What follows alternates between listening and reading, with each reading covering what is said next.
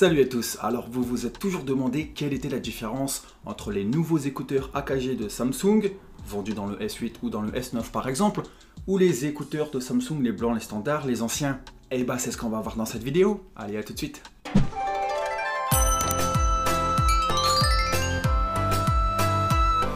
Alors premièrement, l'effet anti-bruit de ces deux écouteurs sont totalement différents. Quand vous allez aller dans la rue, vous allez voir que les AKG de Samsung sont très puissants. Vous entendez presque pas les voitures, ce qui vous plonge complètement en immersion dans votre musique ou dans votre film. Là où les écouteurs blancs sont un peu en retrait, vous entendez presque tout.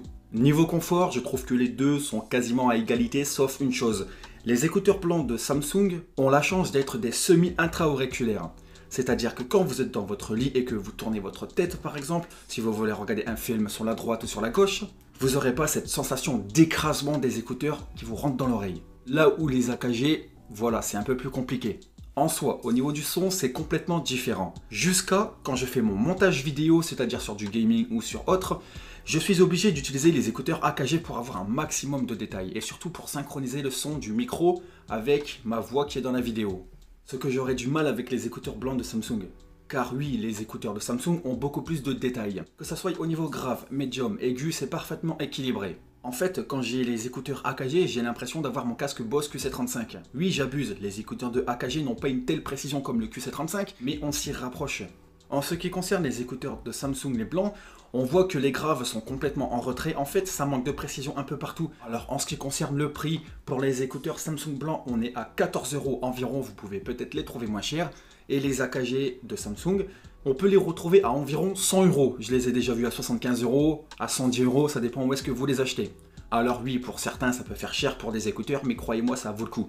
Surtout quand vous regardez des films sur Netflix. Je vous recommande d'ailleurs de regarder des films d'horreur ou des films qui parlent sur l'espace ou sur l'Égypte. Vous allez voir, l'immersion est très bluffante. Certes, les écouteurs de AKG ne sont pas surboostés au niveau du graphe comme j'ai pu voir sur certains écouteurs. D'ailleurs, on en fera une vidéo la prochaine fois. Car oui, j'ai un concurrent au AKG et ils valent que 39 €. Mais ça sera pour une prochaine vidéo. Sinon, à part ça, on va parler du design. Alors sur les écouteurs blancs, hein, c'est un peu standard.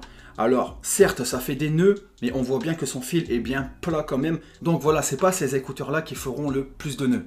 En plus de ça, ils sont blancs, c'est-à-dire que quand vous allez dans la rue vous promener, on vous voit avec. Ça fait un style, ça peut faire très bien habillé selon ce que vous portez. Donc voilà, ça peut être génial. Là où les écouteurs AKG sont un peu plus discrets, malheureusement son fil n'est pas plat, mais ce n'est pas grave.